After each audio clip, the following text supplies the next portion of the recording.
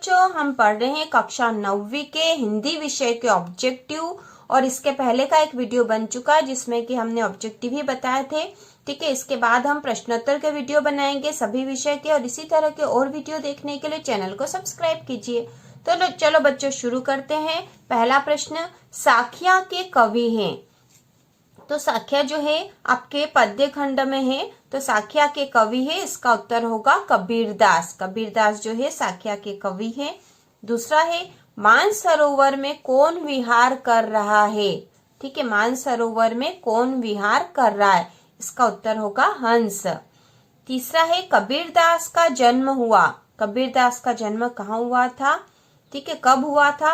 1398 में। 1398 में काशी में, ये भी हमें पता होना चाहिए। ठीक है, काशी में हुआ था 1398 में। अगला प्रश्न है, गुरु ग्रंथ साहब में किसकी रचनाएं संग्रहित थे। ठीक है, गुरु ग्रंथ साहब में किसकी रचनाएं संग्रहित थे, इसका उत्तर है कबीरदास। अगला प्रश्न है, भक्तिकालीन कवि है।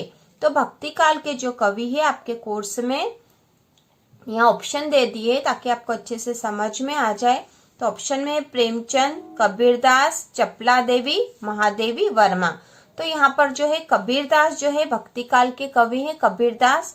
ठीक है, प्रेमचंद और महादेवी वर्मा और चपला देवी जो आधुनिक काल के कवि है। और आपके जो पद्य खंड में कोर्स में दो कवि है जो भक्ति काल के हैं, एक तो है कबीरदास और दूसरे ललध्यत। ठीक है, अगला प्रश्न है, शब्दों के सार्थक समूह को क्या कहते हैं। तो इसका उत्तर होगा शब्दों के सार्थक समूह को वाक्य कहते हैं। वाक्य के प्रकार हमारे कोर्स में है और इससे संबंधित वीडियो जल्दी बनेगा बच्चों। वाक्य से संबंधित कुछ क्वेश्चन हम पहले भी वीडियो में बता चुके हैं। तो शब्दों के सार्थक समूह को वाक्य कहते हैं। वाक्य के जो प्रकार है, तो अर्थ के आधार पे वाक्य 8 प्रकार होते हैं। ठीक है, जबकि रचना के आधार पर वाक्य के 3 प्रकार होते हैं, सरल वाक्य, संयुक्त वाक्य और मिश्र वाक्य। अगला प्रश्न है, कबीरदास का देहांत हुआ था। तो कबीरदास का देहांत हुआ था सन 1518 में मगहर में। मगहर नामक स्थान पर इनका देहांत हुआ था, और मगहर जो नाम का स्थान है वह इसलिए बहुत अधिक प्रसिद्ध भी है। अगला शब्द है, पांव शब्द है। तो पांव जो शब्द है तद्भव शब्द है। ठीक है, अगला प्रश्न है, बीजक किसकी रचना है। तो बीजक जो है कबीरदास की रचना है। अगला प्रश्न है, मनुष्य ईश्वर को कहाँ ढूंढता फिरता है। तो इसका उत्तर होगा मंदिर मस्जिद में। यह कबीरदास की रचना के आधार पर पूछा गया प्रश्न है, मनुष्य ईश्वर को कहाँ ढूंढता फिरता है। तो इसका उत्तर होगा मंदिर मस्जिद में। अगला प्रश्न है, ललध्यत की काव्य शैली को क्या कहते हैं। ठीक है, ललध्यत की काव्य शैली को क्या कहते हैं, इसका उत्तर है वाक। और यह जो प्रश्न है आपके अर्धवार्षिक परीक्षा में भी आया था, वाक किसे कहा जाता है। ठीक है, पेपर में गलत छप गया था, लाख, किसी पेपर में लाख लिखा हुआ था जबकि वहां वाक होना था। वाक किसे कहा जाता है, और इसका उत्तर होगा ललध्यत की काव्य शैली को वाक कहते हैं। अगला प्रश्न है, ललध्यत किस काल की कवयित्री है। तो इसका उत्तर होगा भक्ति काल की। जो ललध्यत थी वह भक्ति काल की कवयित्री है।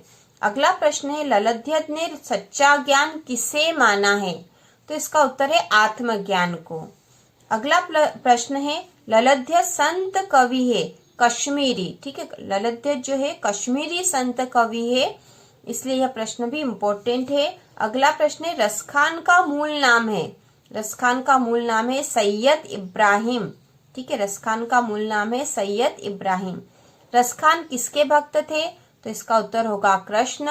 रसखान जो थे कृष्ण भक्त थे। अगला प्रश्न है, सुजान रसखान व प्रेम वाटिका के रचयिता है। सुजान रसखान और प्रेम वाटिका के जो रचयिता है, इसका उत्तर है रसखान। रसखान ने इनकी रचना की थी, और रसखान की जो भाषा है ब्रज भाषा है।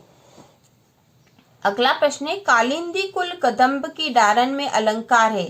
तो इसका उत्तर होगा अनुप्रास अलंकार। प्रश्न है, एक भारतीय आत्मा के नाम से प्रसिद्ध कवि है माखनलाल चतुर्वेदी।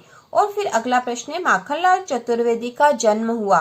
तो इसका उत्तर है मध्य प्रदेश में होशंगाबाद के बाबई गांव में 1889 में। ठीक है, क्योंकि जन्म सन से संबंधित क्वेश्चन अर्धवार्षिक परीक्षा में भी आ चुका है, तो हो सकता है इस तरह के क्वेश्चन भी आ जाए। तो माखनलाल चतुर्वेदी जो है मध्य प्रदेश के कवि है, इसलिए भी इम्पोर्टेंट है और उनका जन्म सन 1890 में हुआ था।